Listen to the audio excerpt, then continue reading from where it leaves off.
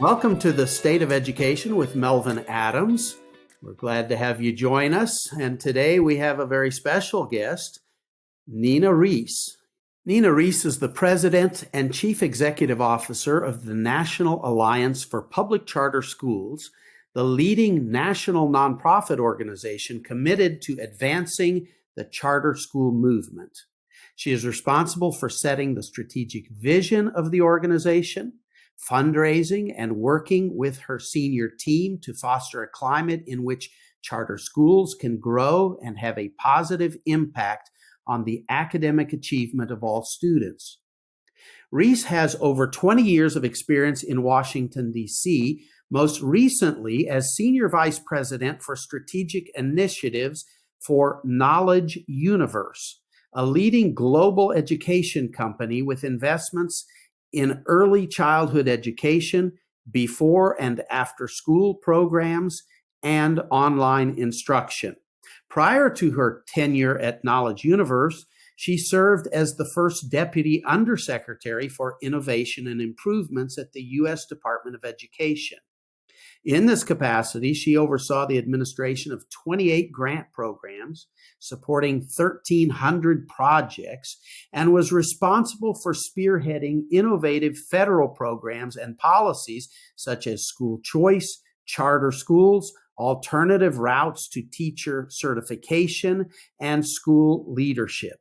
Before moving to the Education Department, Rees served as Deputy Assistant for Domestic Policy to the Vice President at the White House. Prior to serving in the executive branch, Rees was the Senior Education Analyst at the Heritage Foundation, where she authored more than 24 policy briefs and served as the foundation's chief spokesperson on education. She previously worked at a public interest law firm and an advocacy organization.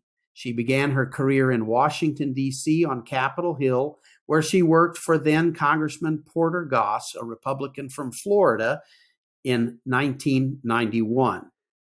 Rees has appeared on various news outlets, including Bloomberg, CNBC, C-SPAN, and PBS's NewsHour.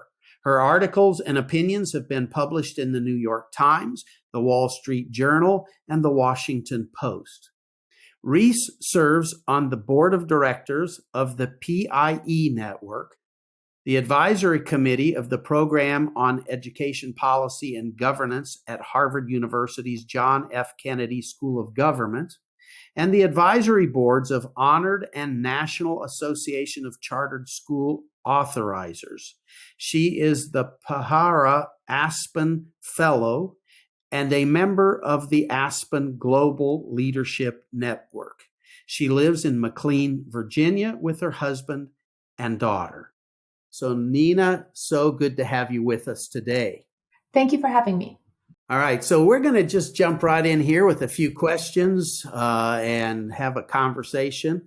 I think let's start with really some basic stuff. Many of our listeners understand what public charter schools are, but there are probably some who don't. And so why don't we just start out with that kind of broad approach.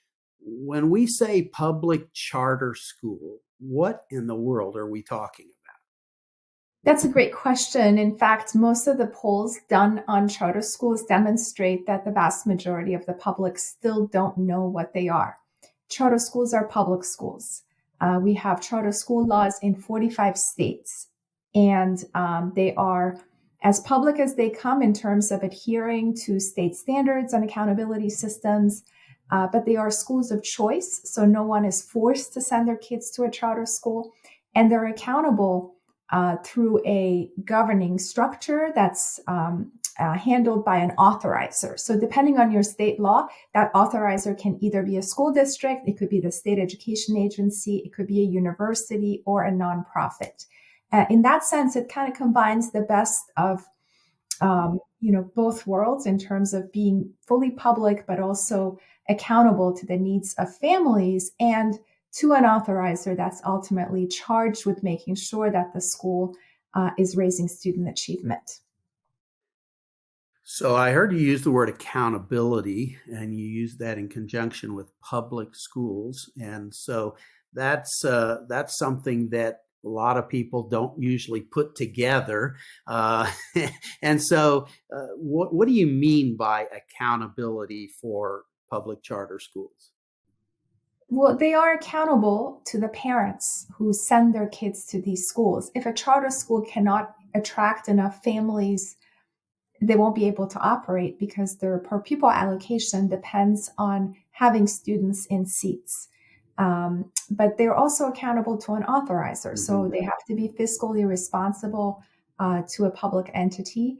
And the terms that they sign with that authorizer, which is on average about 5 years, stipulates certain things they need to do in order to stay open.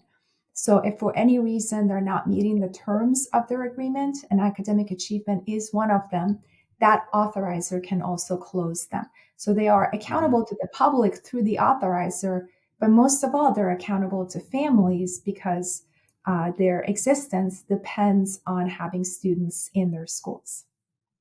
So, if I'm understanding correctly, when we use the word public, uh, that sense is because they are publicly funded. In other words, the funding model comes through the, the the tax revenue uh, process, just like all other public schools. Um, they're chartered because they run under their own independent board of directors. They have their own documentation and identity of governance. So they're not like just, you know, one of the state schools, but they are controlled by their own leadership model. Is that correct? Yes, they have a board that is not a school board. And so their board also holds the school accountable, but the authorizer is the entity that makes sure the school is dotting their I's and crossing their T's, because ultimately, as you indicated, they are funded by the public through the same revenue streams that support public schools. Okay. In some states, the local revenue follows the students to those schools. In most places, in fact, it does. But in some instances, the revenue only comes from the state education agency. For that reason, you need another entity that's also holding the school accountable. But as I said, again, if these are schools of choice, so if you don't attract enough families, if families are not interested in sending their kids to school, to these schools, no one's forcing you to attend a charter school. And in order to stay open, they have to meet the needs of their communities. All right. So I was just asking some general questions there to try to lay that broader concept for people who maybe don't understand. But here's what we do know. Uh, Practically every public charter school out there has a waiting list of students trying to get in. And maybe, would you like to speak a little bit to that and really maybe answer this question? Why are public charter schools important? That's a great question, and it's the reason why people like me are interested in expanding the reach of charter schools.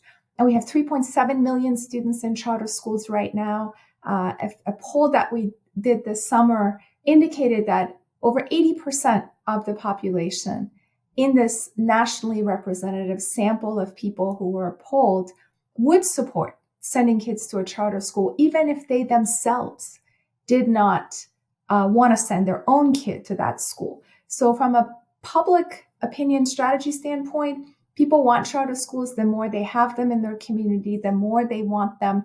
And if they don't know, if so, one of the other things that happened during the pandemic, for instance, is parents were looking for options.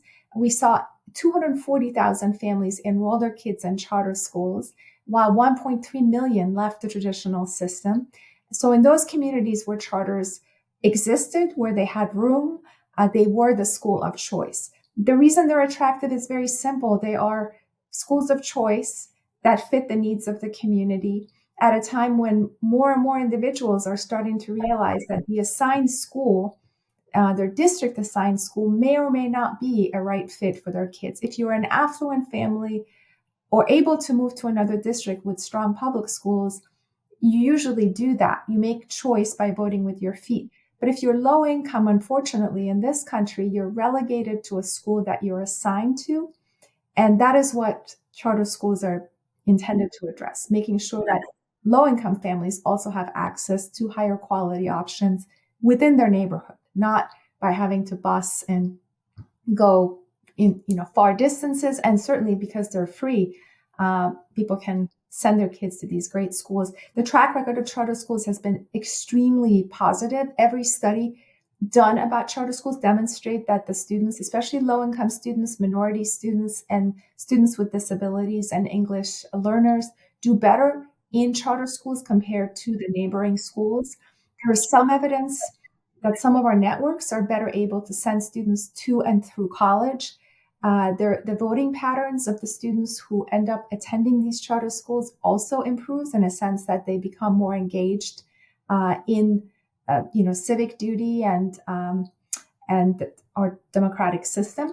And finally, there's also some evidence that charter schools have a positive impact on the districts in general. So right here in Washington, D.C., which is where I live, the impact of charter schools is seen in the academic performance of DCPS. And as a result, more families are staying in DC in order to send their kids to either a public or a charter school. And also, when you look across the board, the waiting list for schools is very high. Again, we did a survey a few years ago to see if people would want to send their kids to a charter school if they didn't have one available to them. And we found that up to 5 million families would want to have access to charter schools. Within individual schools, though, you have huge wait lists, depending on the community that you're in.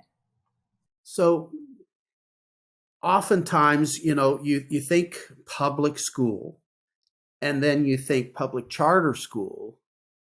What are the things that are typically the distinctions that make charter schools so much in demand? Is it the diversity and some of the differences in curriculum options? Is it leadership and approach to operations within the school? Or is it all of the above and some? Would you speak to that? Yes, that's a great question. We did a poll this summer by the Harris poll, and school safety was one of the reasons why more parents wanted options and why they were attracted to options like charter schools. And the diversity of curriculum certainly plays a role. So again, charter schools can do things differently. So you have a good group of schools that are focused on STEM, science, technology, engineering, and math. Some that are focused more on the liberal arts. These are the more classical academies.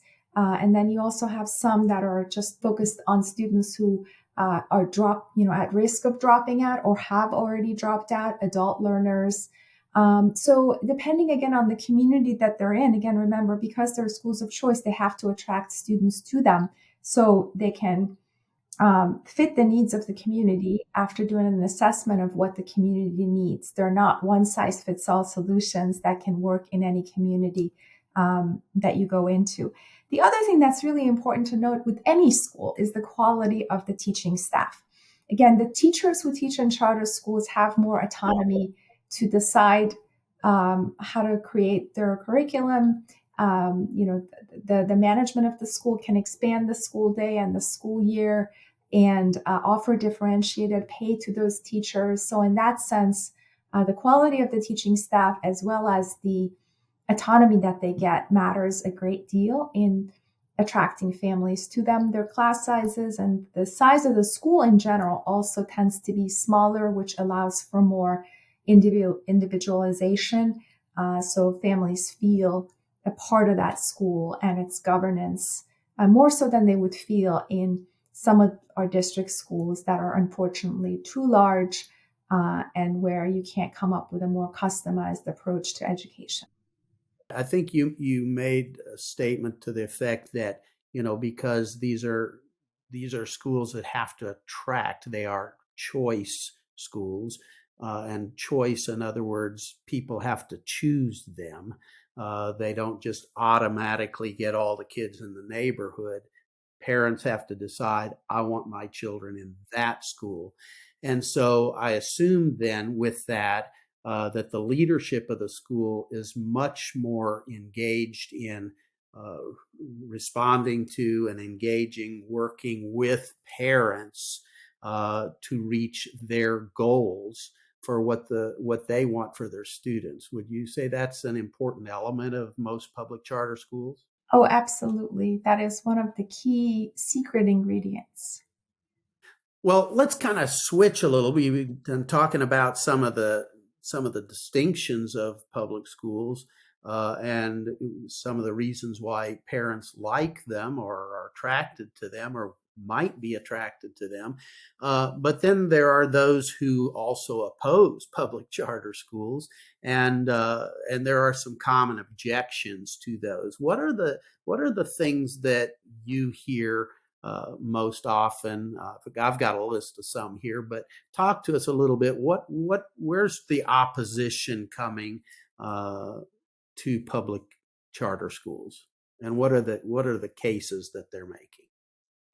Yes, so I've been doing this for 30 years. When charters were first born, the criticisms that came back then are the same that we're getting today, and they usually come from those who don't want charter schools to exist. The first argument is that these schools drain public dollars out of traditional public schools. And our answer simply is the funding is there to educate students, and charter schools are public schools. So rather than see charter schools as competition, we need to see them as part of the public education fabric. They just happen to be in a slightly different place from a governance standpoint. Again, this money that taxpayers are putting into the coffer is intended to educate families, kids. It's not there for a system of schools. The second argument against it is that there are engines of privatization, and that the people who support charter schools don't believe in public education. Again, if you look at the vast majority of people who are running charter schools, these are individuals who really, truly, and fundamentally believe in public education and that common school ideal that public education embodies. They were simply frustrated by the fact that in some communities, individuals who are running charter schools or who are running traditional schools were not committed to the education of the kids in the system for a variety of reasons. And so these individuals who are running charter schools are often Democrats, they're people of color, they're community leaders, they're former teachers at traditional schools who simply want the freedom to do something differently in service to the students. Our mission is about the kids. It's not about a system and the adults in the system. There are other criticisms out there. I'm happy to answer them, but I think the key ones are that this is further moving us towards privatization when in fact it is about going back to the roots of public education. No one is saying that these schools should be private. They are open to everyone, no admission standards, no tuition and fees. So those are definitely myths that are out there. And unfortunately, because most people don't know what charter schools are, sometimes they fall prey to those criticisms or those myths. But at the end of the day, they're intended to improve public education as we know it. And for us as an organization, our mission is to improve the overall trajectory and quality of public education. And we're using charter schools as a mechanism to get to that goal. And so the more charters we have that are creating high quality seats, the better. And we would also very much like for whatever it is that we're learning to be transferred to the traditional system so that the overall quality of our public schools improves. And ultimately that we live in a world where the principals of our traditional schools have as much freedom as those who are in charter schools, and that we're sharing more information with one another, because ultimately there are going to be some kids who are going to still want to go to those traditional schools, and they should have the option to do so.